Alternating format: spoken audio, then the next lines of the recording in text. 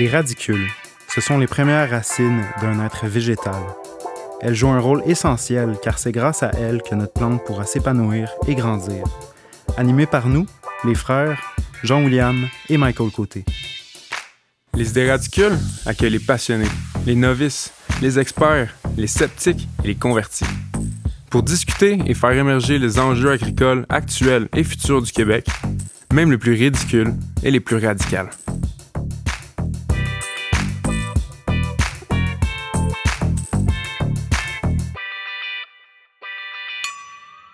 Les radicules, ce sont les premières racines d'un être végétal. Elles jouent un rôle essentiel, car c'est grâce à elles que notre plante pourra s'épanouir et grandir. Mais aujourd'hui, je vais plutôt vous parler des idées radicules, un espace où se réunissent et se partagent avec bienveillance les histoires, les savoirs et la passion de celles et ceux qui cultivent, innovent et repensent chaque jour l'agriculture québécoise. Une idée originale de Jean-William Côté, produite par le magazine agricole québécois Élevage et Culture. Bienvenue à ce premier épisode des Idées Radicules. Mon nom est Jeanne Bouchel, je suis directrice éditoriale du magazine agricole Élevage et Culture et je suis aujourd'hui avec Jean-William et Michael Côté, nos deux animateurs des Idées Radicules. Comment ça va? Ça va bien, super. ça va bien, Ouais, merci. Content d'être là? Très content d'être là. Moi aussi, je suis contente de vous voir. Oui. Donc, ce premier épisode, il est assez unique. Là, c'est le seul que je vais animer. Là. Aujourd'hui, c'est vous les invités. C'est assez exceptionnel. Donc, les prochains, c'est vous qui allez les animer. Ouais. Le but de ce premier épisode, c'est déjà d'inaugurer ensemble ce premier épisode des Idées Radicules. Là, c'est un podcast assez unique dans le monde agricole. Mais c'est aussi et surtout d'apprendre à vous connaître tous les deux. Et puis de retracer un peu ensemble les origines du podcast Les Idées Radicules. Donc, Jean-William, puisque c'est toi qui es à l'origine le créateur de ce podcast, commençons avec toi. Parle-nous un petit peu de ton parcours. Cool. Mon parcours, moi, dans le fond, j'ai découvert vraiment l'agriculture là, il n'y a pas si longtemps. T'sais, pour moi, j'avais pas vraiment de background en agriculture. Notre famille vient pas au final de milieu agricole. Pour moi, l'agriculture, ça a vraiment été une manière de comme on pourrait dire, catalyser mon énergie, de découvrir une passion. Fait que, tu sais, mon parcours, moi, ça ressemblait un peu à ça. Tu sais, honnêtement, j'étais un peu... peut-être qu'on aurait la chance de l'aborder plus. Moi, j'étais un peu, j'oserais dire, même perdu. D'accord. Moi, avant de connaître l'agriculture, j'ai connu des années, pour vrai, assez difficiles, là, où j'ai dû faire face à des problèmes assez importants, notamment des problèmes de toxicomanie. Ça va faire bientôt là, 1 an que je suis sobre. Ah, félicitations. Fait que, merci, ça me rend très fier. Pour vrai, je suis super content. Puis c'est ça, fait que tu sais, moi, au final, je dealais avec toutes sortes de choses. Je savais pas vraiment où je me dirigeais dans la vie. J'avais des idées vagues. Je pensais comme vouloir devenir peut-être professeur. J'étais en train d'étudier pour ça. Puis éventuellement, c'est comme Mike un peu que je te dirais qui a parti la flamme, là, vraiment. C'était lui l'avant-gardiste, là, on pourrait dire, parce que c'est lui qui a commencé pendant qu'il jouait au foot à vraiment s'intéresser à l'agriculture, à partager ses idées. C'était lui là, qu'on entendait dans les soupers de famille là, qui parlait genre d'agriculture bio, d'idées revendicatrices un peu puis tout. Puis Michael, lui, il a été travailler à la Grenette, puis il m'a proposé une idée qui était assez folle, mais qui pour vrai était comme la meilleure idée qu'il aurait genre pas pu avoir. C'était que je vienne travailler avec lui à la Grenette. La Grenette étant... la ferme de Maud-Hélène et Jean-Martin Fortier. Ouais. Donc on les salue. Puis pour vrai, ça a été comme paradoxalement, avant d'arriver là, je pense que je te dirais que c'était peut-être un des moins beaux moments de ma vie. Mm-hmm. Quand je suis arrivé là, plus tard, puis là, ça faisait un petit bout là, que j'avais arrêté de consommer, que je commençais à savoir un peu plus où je m'enlignais, mais paradoxalement, quand j'ai été là, c'est pour vrai, à date, je pense que moi, je le pose comme étant un des plus beaux moments de ma vie. Je travaillais, écoute, avec mon frère, on était dans une super belle place. Je me redécouvrais, à travers le dur labeur, à travers les challenges. Je me suis vraiment redécouvert en tant que personne. J'ai redécouvert ma valeur, Ouais. Puis ça, c'est quelque chose qui est vraiment important. C'est quelque chose que j'avais perdu même, moi, je te dirais, là, au fil des années. Ma valeur, je savais plus était où. En tant qu'individu, je savais plus j'étais qui. Puis fait que c'est pour ça que je disais que ça a été vraiment rien de moins qu'un catalyseur. Ça m'a permis d'allumer un brasier vraiment intense qui est maintenant ma passion pour le monde agricole. Puis le fait de le faire avec Mike, genre, ça amène ça à un niveau encore plus loin, puis c'est qui fait vraiment triper, tu sais, d'embarquer après ça vraiment la famille là-dedans. Fait que moi, je te dirais que c'est ça un peu mon parcours. Moi. C'est ça qui m'a amené. Fait que l'agriculture t'a un petit peu sauvé finalement, oui. Entre guillemets. Ah ouais. Mais, ouais. D'accord. Puis bon, pour placer un petit peu le contexte, vous êtes tous les deux frères. Ouais. Mike, t'as un parcours, je dirais pas similaire, mais pareil, tu sais, t'es parti en fait d'une carrière qui était complètement différente, puis t'as fait un tournant à 180 degrés. Est-ce que tu peux nous en parler un peu? Ouais, ben c'est ça. Moi, depuis longtemps, j'étais vraiment très focusé sur un truc, mon rêve de petit gars que j'aime dire, là, qui était de jouer au football professionnel. Tu sais, j'ai commencé à jouer au football, j'avais 11 ans, puis tu sais, depuis ce temps-là, tu sais, mon rêve, ça a toujours été comme je me voyais jouer dans les rangs professionnels. Puis mon parcours a vraiment été focusé là-dessus. Là. Mes études étaient vraiment... c'était un prétexte là, pour vraiment continuer à jouer au football. Puis ça a été ça, c'était le fun. Ça m'a vraiment permis d'avoir quelque chose qui me tenait vraiment... qui me tenait, je dirais, discipliné, puis que ça m'a permis d'avancer aussi justement dans le parcours scolaire avec tout ça, puis ça a été vraiment cool. Puis là, finalement, ben c'est ça, à travers le parcours scolaire, j'ai finalement réussi à me faire recruter dans les rangs professionnels pour la ville d'Ottawa, pour le Rouge et Noir. C'était un moment vraiment marquant dans ma vie parce que j'ai comme atteint ce rêve-là de petit gars que j'avais. Puis ben, d'atteindre un rêve de même, ben, à quelque part, ça revient aussi avec des remises en question, tu sais. Oui. Puis ben, à ce moment-là, quand j'ai commencé à jouer pro, ben d'une part, je me faisais vraiment beaucoup de fun, là, genre c'était super cool. C'était un mode de vie que j'ai vraiment beaucoup apprécié.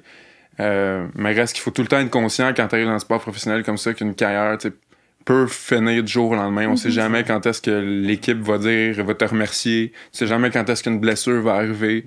Faut avoir un plan B, quoi. Il faut toujours avoir un plan B, c'est ça. Puis moi, ben, c'est ça, je suis sorti de l'université finalement sans mon diplôme, sans le bac. J'étais tout prêt, mais finalement, j'ai décidé de continuer ma carrière au football. Et puis, ben, c'est ça, tranquillement, j'avais de quoi qui trottait en tête. Je pensais beaucoup à l'environnement. J'étais jeune, on dirait, très conscient des problèmes environnementaux là, qu'on avait, des enjeux qui nous touchaient. Puis je voyais tous les problèmes, puis fait que d'un côté, je voyais plein de problèmes. D'un côté, j'étais super content d'avoir atteint un rêve, mais j'avais comme un envie de quelque chose de plus. Puis l'agriculture, puis avec du monde vraiment inspirant, là, dont Jean-Martin Fortier, justement, qui prenait beaucoup la parole dans le public. Ça m'a vraiment inspiré vers une nouvelle voie qui était sortir de l'air des problèmes puis de trouver vraiment entrer dans l'air des solutions, tu sais. Fait que j'ai continué mon parcours dans le football, mais en même temps, j'ai trouvé des formations là, qui s'offraient en agriculture, qui parlaient d'agriculture biologique puis de comment un peu réinventer notre système alimentaire. Ça me faisait vraiment triper. Fait que j'ai continué comme ça dans mes études dans le milieu, puis finalement, advienne que pourra, j'ai eu une blessure importante qui avait mis fin à ma deuxième saison professionnelle. Dans le fond, j'étais rendu à ma deuxième saison, mon deuxième année de contrat, puis j'ai une blessure au genou qui a mis fin à ma saison tout de suite. Fait que ça a été vraiment un moment marquant qui finalement me fait prendre des démarches pour vraiment commencer, si on veut, une nouvelle carrière dans l'agriculture.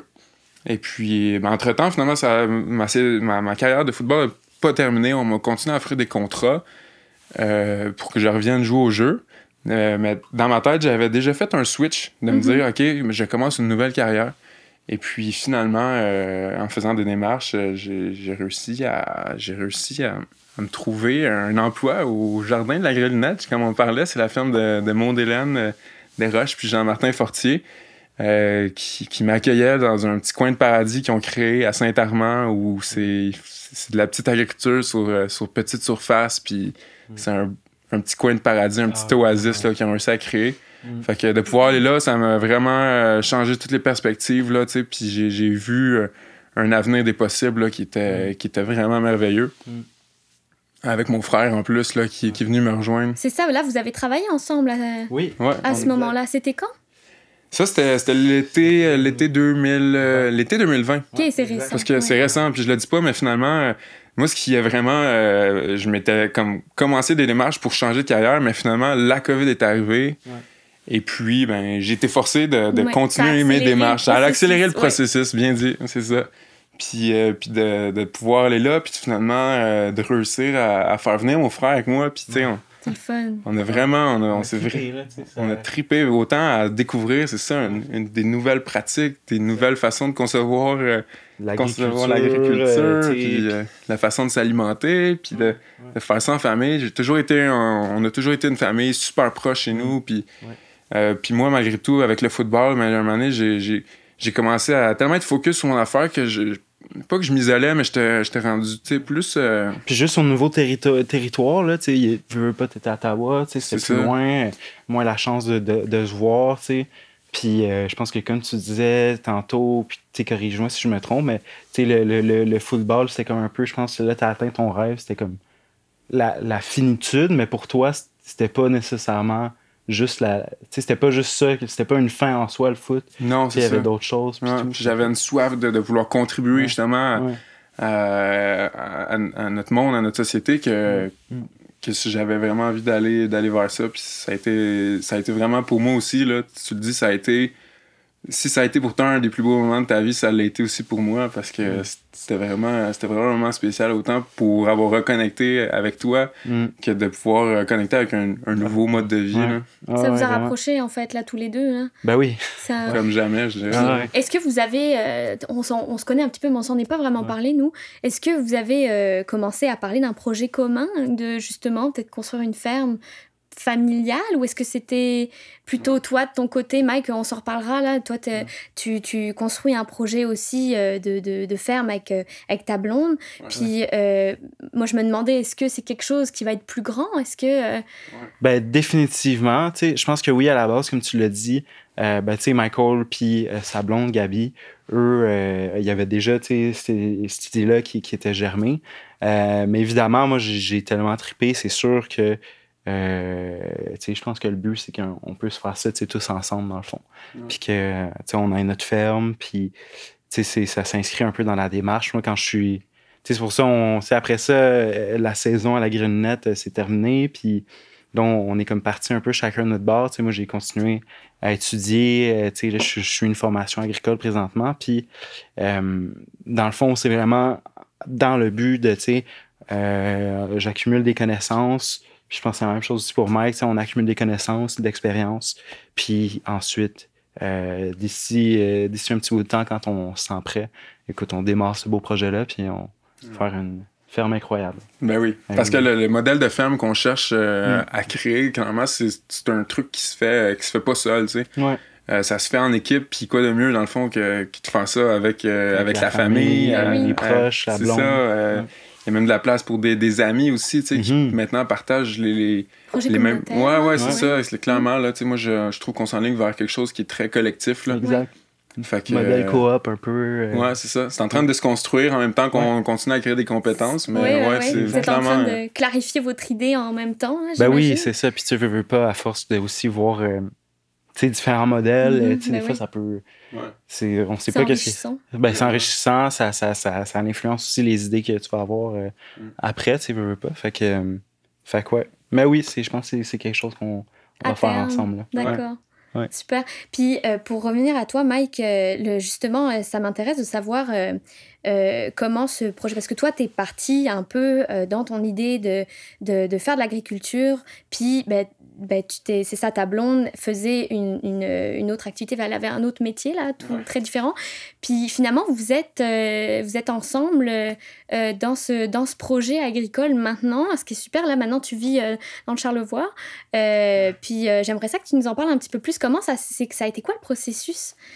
C'est drôle parce que, tu sais, moi, quand j'ai des rêves puis des idées folles, tu sais, ma blonde, elle le sait, à chaque fois, Gabi, chaque fois que j'ai des nouvelles passions puis tout, c'est la première à en être témoin, disons. Fait que ça faisait un bout de temps que je parlais, tu sais, de ces sujets-là, puis à quel point ça m'intéressait, puis je trouvais ça beau, puis ça me passionnait. Puis j'ose croire que des fois, quand t'es à la bonne place dans la vie, les trucs s'enlignent puis s'enchaînent parce que finalement, elle avait une autre carrière. C'est diplômée en comptabilité, là, c'est une comptable. Puis elle avait sa job, une job qu'elle aimait. Puis c'était drôle de s'imaginer. Tu sais, je parlais de mon rêve, de créer une ferme. Puis clairement, on voyait comment que ses compétences allaient pouvoir être utiles, mais, oui, c'est sûr. Mais elle avait quand même son métier, fait que c'était un peu difficile des fois de rejoindre sa carrière avec la carrière que j'avais envie de développer, si on veut. Là. Ouais. Et puis... Parce que dans le fond, pour elle, je veux dire, l'intérêt n'était pas nécessairement là au début. Là, pour, Ouais, ben, elle aimait vraiment l'idée, mais elle se voyait pas nécessairement le faire. Elle se voyait pas, tu sais, elle avait elle aussi aucun background agricole, zéro, là, tu sais.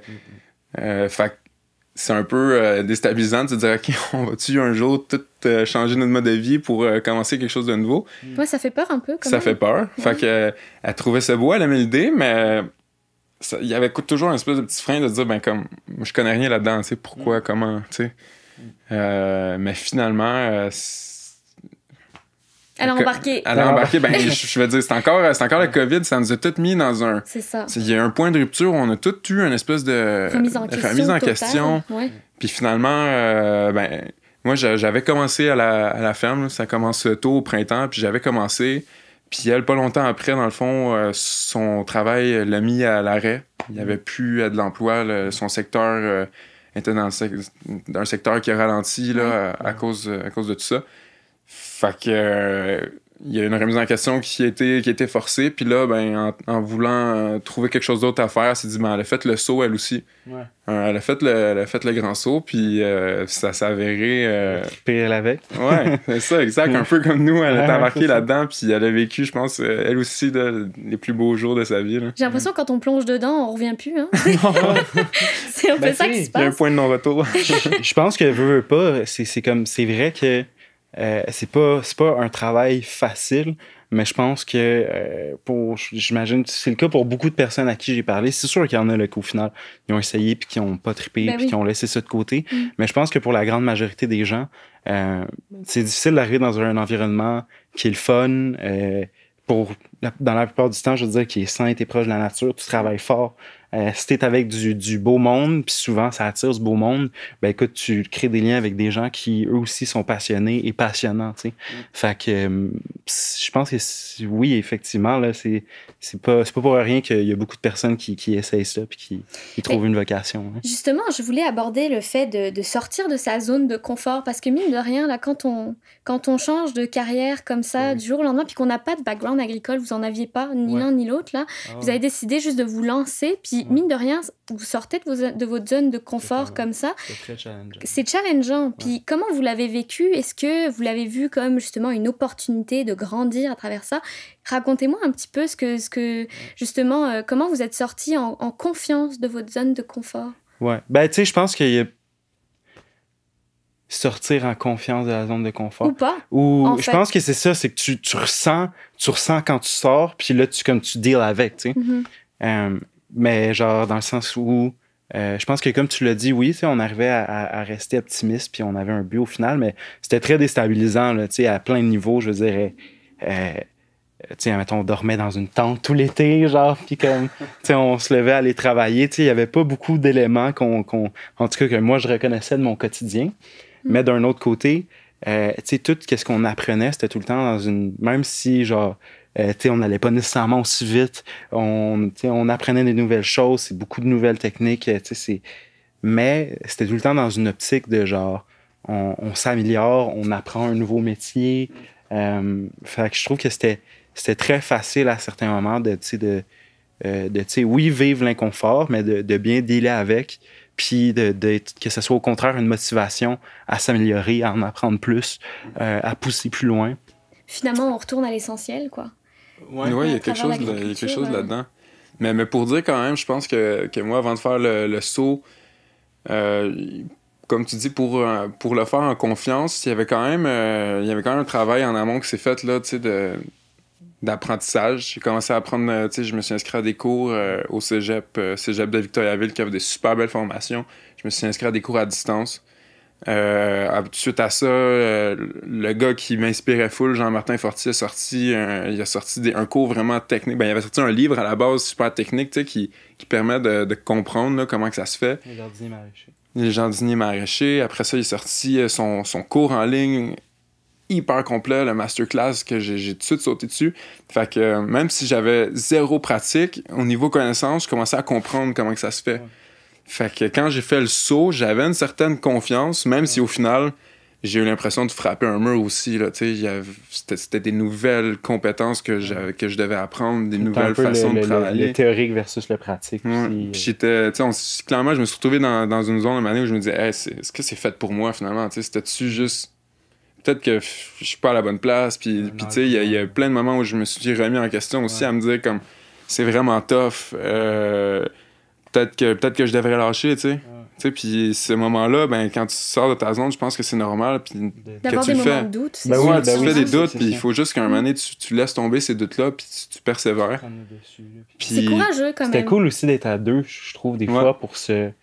Tu sais, la différence d'être aussi à deux ou d'être en team versus tout seul, c'est que quand tu vis des doutes puis que tu es tout seul, c'est facile que ça prend le dessus puis tu perds un peu le contrôle. Mais je pense qu'à certains moments aussi, des fois, les deux, on s'encourageait mutuellement puis on se rappelait un peu qu'est-ce qu'on aime puis pourquoi on fait ça. Puis ça nous permettait, je pense, de... D'autant plus... Moi, en fait, c'est ça, comme tu disais, toi, tu connaissais déjà un peu, moi, je connaissais rien. Mais je pense que d'autant plus le fait d'être deux, ça réaffirmait ou en tout cas, toi, ça te réengageait dans ta démarche. Ça t'a encouragé, toi aussi, hein, j'imagine. Ouais, moi, ça m'a encouragé. Oui. C'est sûr que moi, c'est comme, je me réengageais pas parce que dans le sens, je connaissais pas ça avant. C'était tout nouveau pour moi. Je m'étais pas dit, l'agriculture, ça me fait triper, puis là, let's go, on arrive. C'était genre, j'essaie de quoi, puis là, je découvre au fur et à mesure que je tripe, puis j'adore ça, tu sais. Mais oui. Ouais, d'être ensemble, clairement, dans l'inconnu, il y avait quelque chose de sécurisant d'être ensemble. Là, exact. Puis est-ce que avant d'arriver dans ce milieu-là, vous aviez quand même une idée de ce que vous aimiez dans l'agriculture, puis de quel modèle vous aviez envie de suivre ou pas? Moins pour moi, encore une fois, c'est sûr, vu que c'était plus nouveau pour moi. C'est clair que, tu sais, tout ce qui, moi, était bio, tu sais, même si je voyais pas les nuances, les différences, tu sais, moi, c'est sûr que j'étais un peu plus un gars... qui, malgré tout, était genre un peu genre vert de gauche, comme, tu sais, environnementaliste. Puis c'est sûr que moi, tout ce qui attrayait à ça, ben c'est sûr que pour moi, c'était winner, mais j'avais pas de définition précise de comme un modèle technique. Ouais. Ça s'est précisé, j'imagine? Ben oui. Ouais. Puis, toi, Jean-William, j'ai dit tantôt que c'est toi qui étais à l'origine du podcast Les Idées Radicules. À quel moment tu as eu cette idée-là? Ça a été quoi l'illumination? Puis pourquoi tu as créé ce podcast? Je suis très curieuse de savoir quelle était la démarche au départ. Je te dirais, tu sais, comme moi et Mike, justement, on travaillait ensemble l'été. On travaillait ensemble, il y a des longs moments qu'on était tout seuls, tu sais, à faire des récoltes. Puis les deux, on écoutait beaucoup de podcasts. Des fois, ils me parlaient d'épisodes qu'ils avaient écoutés. Puis là, moi, j'y revenais sur d'autres épisodes. Fait que c'était vraiment cool autant qu'on travaillait. C'était comme... Tu sais, des fois, genre, c'était un moment propice pour comme découvrir des gens puis par l'intermédiaire du podcast, t'sais. Fait que déjà de là, tu sais, j'en écoutais tellement, puis il y avait tellement quelque chose que je trouvais d'intéressant dans ce médium-là, qui est un peu plus, tu sais, qui s'éloigne du format traditionnel de l'entrevue, qui est plus convivial, qui rend un peu les gens, je trouve, plus accessibles dans le contenu qu'ils vont me donner, tu sais. Fait que déjà là, moi, il y avait comme une lumière qui est allumée, puis j'étais comme, hey man, c'est tellement cool, puis tu sais, on a tellement des conversations intéressantes aussi, des fois, là, entre deux rangs de betteraves, man, on commence à jaser, on te raconte des trucs, on part dans des fois des délires là, philosophiques, genre quasiment. Là. Un moment donné, on avait eu une conversation avec Mike là, sur genre l'intelligence artificielle, puis les possibilités, les dangers de ça, puis tout ça en faisant nos récoltes, puis tout. Fait que, tu sais, pour moi, il y a vraiment quelque chose de fort qui est parti à ce moment-là. Puis je me disais, hey, il y a tellement du monde intéressant qui sont en agriculture, il y a tellement des choses intéressantes juste de par l'agriculture à jaser puis à voir. Ça serait tellement à apprendre. Ça serait tellement cool d'avoir un podcast vraiment dédié à ça puis focusser aussi sur qu'est-ce qui se passe ici au Québec. Fait que c'est resté là, tu sais, on a continué à travailler. Moi, je suis revenu à Montréal après. J'ai commencé ma formation agricole avec Provert Sud-Ouest. Puis l'idée, graduellement, prenait de l'espace, ça. Puis un moment donné, on a eu l'occasion, pendant les vacances, on s'est fait donner l'idée, tu sais, pour ceux que ça leur tente, tu sais, c'est un bon moment, là, on va avoir 2 semaines de vacances, il va pas se passer grand-chose, tu sais, de partir un petit projet, tu sais, faire de quoi, n'importe quoi, tu sais, donnez-vous comme un objectif. Puis là, j'étais comme, hey, dans le fond, il vient de me donner le motif parfait. Là, genre, je vais le faire, le podcast. Ton idée a germé. L'idée a germé, puis là, j'ai envie de le faire. Puis ouais, puis là, plus je donnais de l'espace à cette idée-là, ben, plus elle prenait de la place. Puis là, je la voyais se concrétiser. Puis fait que là, il y a eu toute une démarche aussi pour trouver le nom, entre autres. Ben, c'est ça, j'allais logo, dire. puis... Pourquoi les idées radicales? C'est parfait. C'est parfait. Écoute, c'est le jeu de mots qu'on aime chez Élevage et Culture. Comment t'as eu cette idée-là? Ben, pour vrai, ça a quand même été un long processus, je te dirais. Ça faisait comme 2-3 semaines que j'avais des idées en tête. Là, qui... C'est pas long, 2-3 semaines pour trouver un nom. Ben non, c'est vrai que techniquement, c'est pas long, mais tu sais, j'étais vraiment comme... J'y pensais beaucoup, puis... Pour vrai, les autres noms étaient vraiment pas bons aussi. C'était genre les fines herbes. J'en avais écrit beaucoup. Puis, mais tu sais, j'essayais vraiment de brainstorm, là, tu sais, d'en pitcher. Puis, un moment donné, je veux pas le fait de... Tu sais, moi, j'avais quand même 3 comme trucs, 3 idées guides qui étaient vraiment les balises dans ma tête de comme qu'est-ce que je recherchais. C'était, je veux que ça représente le fait que, tu sais, on est jeune, que je suis jeune, que, tu sais, j'ai encore beaucoup de croûte à manger, mais tu sais, je commence, fait qu'il y a un processus d'apprentissage relié au fait d'être jeune. Puis, fait que j'avais ça en tête. Je voulais que ça représente aussi le format un peu du podcast, fait que ridicule, que ça soit un peu convivial, puis informel, tu sais. Oui. Fait que c'est juste en ayant ces idées-là, puis un moment donné, en essai-erreur. Puis là, j'ai pensé à genre, oui, radicule, tu sais, les radicules, je trouve ça fort comme mot, c'est un beau mot, c'est vraiment, c'est la jeunesse, c'est le début de quelque chose, ça implique que ça va grandir, que ça va progresser. Puis là, dès que j'ai repensé au mot radicule, ben là, on dirait que le tout s'est fait, j'étais comme, ah man, tu sais, radicule, radical, les ridicule. Les étoiles se sont alignées. Les étoiles se sont alignées, puis là, genre, c'est vraiment, là, j'étais comme chez nous, puis j'étais, pour vrai, c'est vraiment ça qui s'est passé, là. T'avais-tu quelqu'un à appeler pour annoncer la bonne nouvelle? Mais non, mais pas. Ben, est-ce que j'aurais pu, mais sur le coup, j'étais vraiment content. Puis c'est drôle parce qu'au début, genre, j'étais vraiment stoked de cette idée-là. Puis là, je trouvais ça très nice. Tellement autocritique, à un moment donné, j'étais comme, bah, c'est pas si cool que ça. C'est correct, finalement. C'est un beau nom, mais c'est correct. Puis là, je me rappelle plus c'était à qui. Je pense que j'ai parlé à un de notre autre frère, Sheldon. Puis là, j'ai parlé du nom de podcast, puis il était comme, man, c'est incroyable! J'étais comme, ouais, tu trouves? Puis là, t'as commencé ça, finalement, on s'est rencontrés pas longtemps après que t'aies eu cette idée-là. Exact. Ouais. C'était, tu sais, comme vous avez, on le sait, là, tu sais, j'avais commencé, c'était hyper amateur avec les moyens du bord. C'était vraiment, écoute, c'était un début, là. Je mixais tout moi-même avec un petit logiciel que j'avais enregistré. L'entrevue au préalable avec mon téléphone, tu sais, c'était comme super basic, mais comme l'idée était là, je pense. Puis, ouais, pour les avoir écoutés, c'était très, très bien.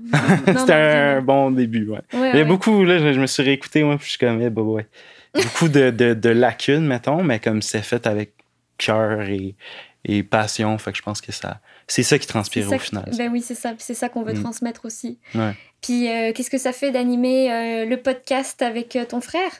Ah ben man, c'est merveilleux, là, pour vrai, je suis tellement content, puis moi, en tant qu'animateur, ça m'aide. Mike, je veux dire, c'est un gars super passionné, intelligent, qui a plein d'idées, fait que genre juste de l'écriture à l'entrevue en soi, moi, ça me met dans une zone de confort, là, incroyable. Puis ça me rassure de l'avoir à mes côtés, puis qu'on anime ça ensemble. C'est sûr. Puis je trouve qu'on se complète vraiment bien. C'est ce que j'allais dire, vous êtes très complémentaires. On a des idées, chacun notre bord, comme t'as de la verve, tu parles bien, t'as des belles façons d'exprimer tes idées. Fait que, tu sais, des fois, je lance une idée, puis là, tu retransformes tout ça. Puis je fais comme, oui, c'est ça! C'est parfait, ouais. Puis, mais à quelque part aussi, comme on en parlait tantôt, c'est une autre façon c'est stressant. Là. Encore une fois, on sort de notre zone de confort, puis on explore des nouveaux horizons, mais c'est une belle occasion, puis de faire ça encore une fois ensemble, c'est merveilleux. C'est trippant, là. Puis, avant d'embarquer sur les podcasts, justement, c'est quoi vos intentions pour les idées radicules? Qu'est-ce que vous voulez transmettre? Moi, j'ai envie justement que ça... J'ai envie que ça soit vraiment... qu'on ait des belles conversations intelligentes, qu'on sorte des... Tu sais, qu'on puisse entrer dans des sujets qui, a priori, semblent polarisants, mais qu'au final, on on trouve la nuance à travers tout ça, puis des points de rencontre entre divers intervenants. J'ai envie que le monde qui nous écoute puisse s'informer, j'ai envie qu'il puisse être touché par nos discussions. Fait que je trouve que c'est un super beau projet, que vous nous accotez super bien là-dedans, on fait une super belle équipe aussi avec toi, puis moi c'est ça que j'ai envie d'amener. Ouais. Ben, pour vrai, bien dit, moi c'est exactement ça. Je pense de créer un lieu de rencontre un peu plus informel où ce que toutes les idées peuvent être discutées, échangées, débattues, mais vraiment dans un cadre là, bienveillant où ce que chacun c'est comme dans un safe zone puis qui peut s'exprimer. Puis exactement, je pense que pour moi il y a quelque chose de vraiment satisfaisant de penser que, mettons, tu as deux personnes qui au départ semblent complètement à des pôles opposés, mais que finalement ils sont capables de se rejoindre puis d'avoir des discussions sensées et sensibles. Oui. Puis, fait que pour moi, c'est ça que je vois pour les idées radicules. Puis, je vois aussi un très beau futur avec élevage et culture. Comme Mike disait, je trouve que vous nous accotez bien. Puis, je pense qu'on est chanceux mutuellement de savoir puis se faire une belle équipe comme ça. Moi, je vois beaucoup de belles choses, en fait. Je suis d'accord. Je trouve qu'on est bien chanceux, nous aussi, de vous avoir rencontrés. Puis, je suis ravie qu'on ait décidé d'unir nos forces parce que je pense qu'on est très complémentaires aussi. Oui, vraiment. Puis, on va amener ce projet à un autre niveau. Je pense que c'est une belle histoire qui commence. Bon, ben merci. Merci beaucoup à vous deux. Merci beaucoup à vous toutes et tous qui nous écoutez. N'oubliez pas d'aller suivre Élevage et Culture sur les réseaux sociaux. Vous pouvez retrouver tous les épisodes de l'émission Les Idées Radicules sur Facebook, mais aussi sur YouTube, sur Spotify, Apple Music et Google Podcast. Puis si vous souhaitez nous partager votre histoire et peut-être participer à l'un de nos futurs épisodes, n'hésitez pas à nous écrire, ça va nous faire plaisir de vous répondre. Puis maintenant, Jean-William, Mike, je vous laisse le micro, c'est à vous de jouer. C'est à nous de jouer. Yeah! Cool, merci Jeanne. Ouais, merci.